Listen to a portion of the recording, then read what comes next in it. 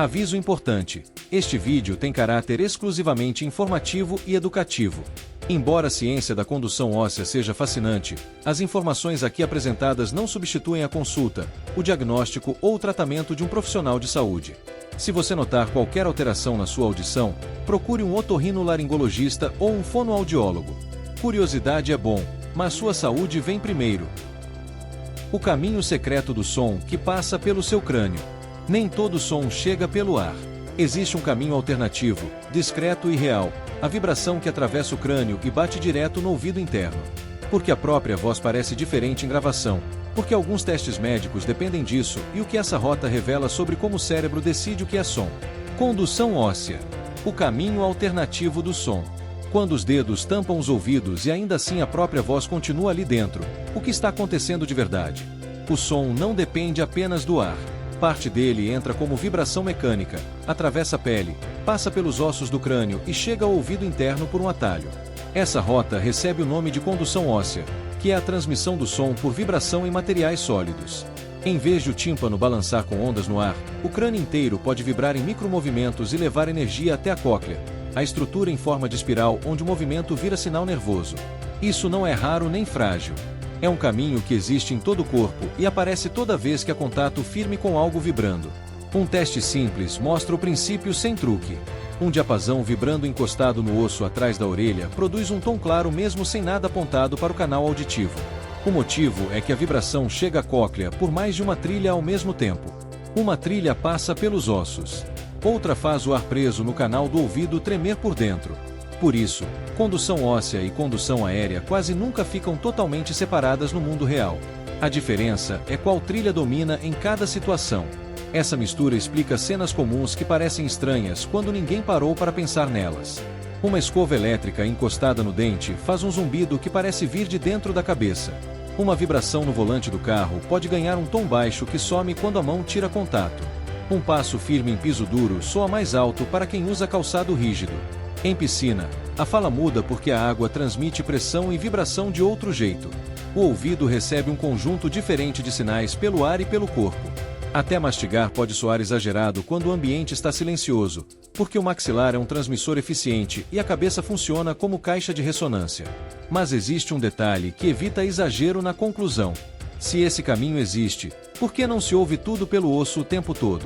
Porque a condução aérea é muito eficiente na maior parte das frequências usadas pela fala e porque o ouvido médio amplifica esse caminho de forma natural. O osso precisa de contato e precisa de vibração mais forte para vencer o amortecimento do tecido. Mesmo assim, quando o contato acontece, a audição percebe na hora e o cérebro soma sinais sem pedir permissão. O resultado é uma sensação de som interno, mais presente e mais físico, que revela uma verdade simples: ouvir não é só o ouvido, é o corpo inteiro vibrando em silêncio. Existe ainda um aspecto que quase ninguém percebe até comparar. A vibração não se espalha de modo uniforme. Ela encontra suturas do crânio, cavidades cheias de ar e regiões mais densas, e cada parte filtra o som de um jeito. Encostar um vibrador leve na têmpora não soa igual a encostar no osso atrás da orelha, e isso não tem nada de sobrenatural, é apenas geometria e material. Em geral, o caminho pelo osso tende a favorecer sensações de graves e de impacto, porque vibrações lentas atravessam estruturas maiores com menos perda, enquanto vibrações muito finas se dissipam mais rápido nos tecidos.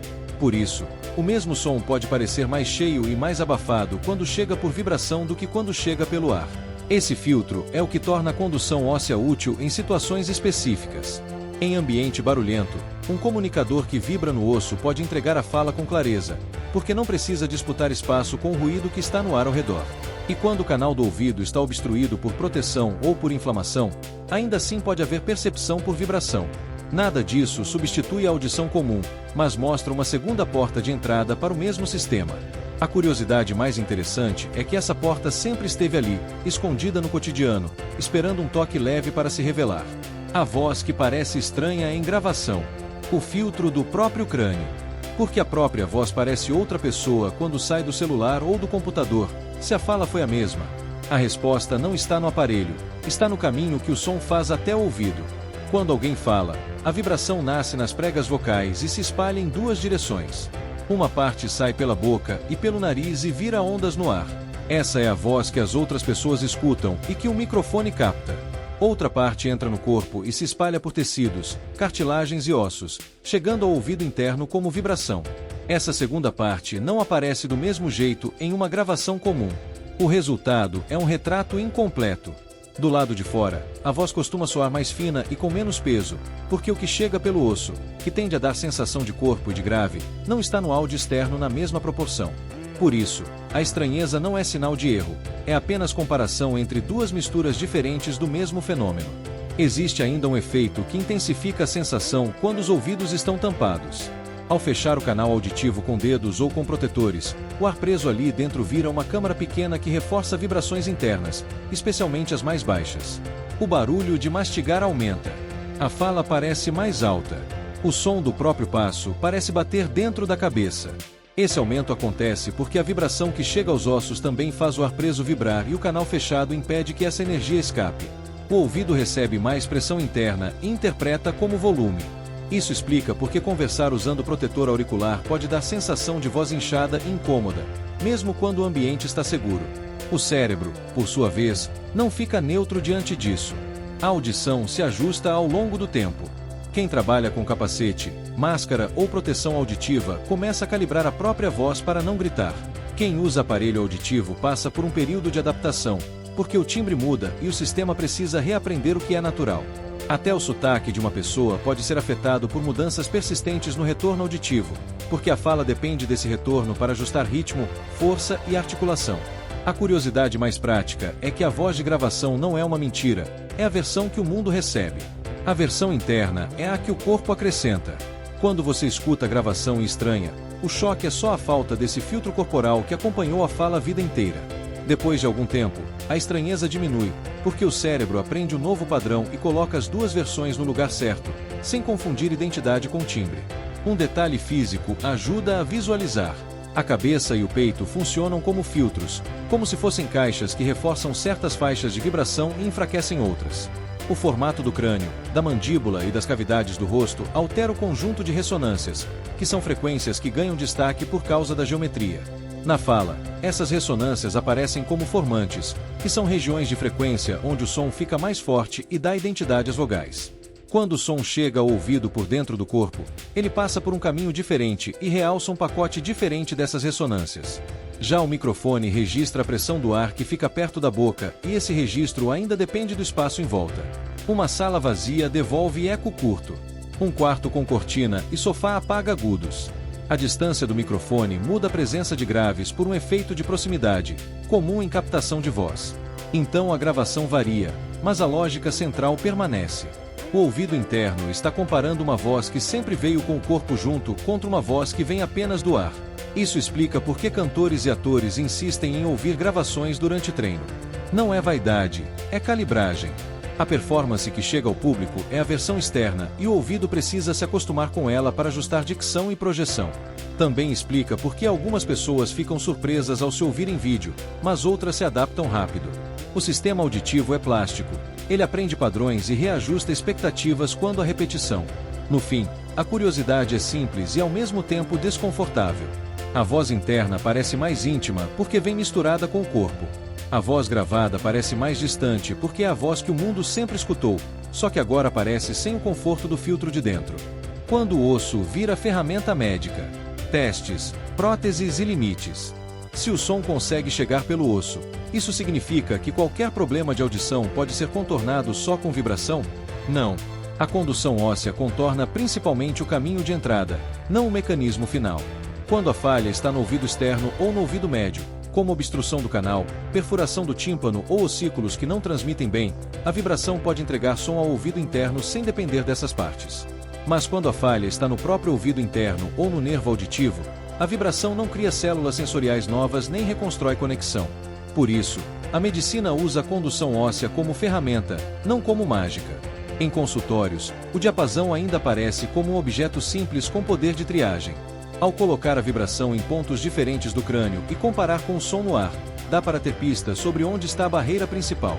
Esse tipo de comparação ajuda a separar perda por bloqueio mecânico de perda por dano sensorial, mesmo antes de exames mais completos. Em tecnologia assistiva, existe uma família de dispositivos que vibra o osso de forma controlada para entregar fala a quem tem certas perdas auditivas. Alguns ficam apoiados por pressão em uma faixa. Outros usam acoplamento mais firme. O objetivo é aproveitar o atalho para levar a vibração até a cóclea sem exigir que o canal do ouvido esteja livre. Isso pode ser útil para quem tem infecções recorrentes, malformações do ouvido externo ou situações em que um aparelho comum dentro do canal não é viável. Mas há custos físicos. Pressão incomoda. Vibração intensa pode cansar. A qualidade do timbre muda, porque o caminho pelo osso filtra frequências. Outro limite é a direção do som. Como o crânio inteiro vibra, o estímulo tende a alcançar os dois ouvidos internos com pouca diferença entre direita e esquerda, principalmente em frequências baixas. Isso reduz pistas de localização, aquelas microdiferenças de tempo e intensidade que ajudam a apontar onde algo está. Mesmo quando a fala chega clara, a sensação de espaço pode ficar confusa. Há ainda uma curiosidade importante para entender segurança. Muita gente pensa que por não entrar pelo canal do ouvido, a vibração seria inofensiva. Não é assim. O ouvido interno continua recebendo energia mecânica e energia demais pode cansar o sistema como qualquer som alto.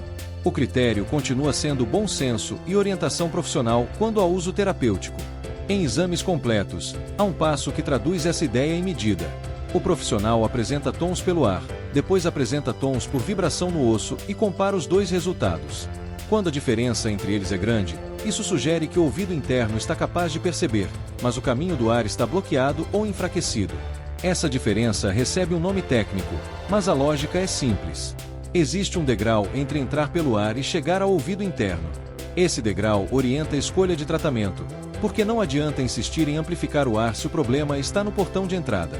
Em alguns casos, dispositivos de vibração no osso também são usados como rota alternativa para pessoas com audição boa em um lado e ruim no outro. O som do lado ruim pode ser captado e transmitido por vibração para o lado que ouve, permitindo que conversa seja entendida sem virar o corpo o tempo todo. Isso ajuda em situações sociais, mas não devolve a visão espacial do som, porque as duas orelhas não estão recebendo sinais diferentes como antes. Outro ponto que costuma passar batido é conforto de uso no cotidiano. O osso atrás da orelha é uma região sensível e contato prolongado pode gerar incômodo ou dor de pressão, principalmente em quem usa óculos ou capacete. Por isso, a aplicação prática sempre envolve ajuste fino, material leve e tempo de adaptação. Mesmo assim, o ganho pode ser grande quando a alternativa é ouvir com dificuldade ou conviver com inflamações repetidas. No final, a condução óssea funciona como uma janela para entender o corpo. O som não é algo que vive no ar, ele é movimento. O ouvido é um tradutor de movimento. Quando essa ideia fica clara, também fica claro porque uma vibração no maxilar pode virar música e porque um diapasão no osso pode virar diagnóstico. Fica claro também porque a cabeça inteira, sem que ninguém perceba, participa daquilo que se chama ouvir.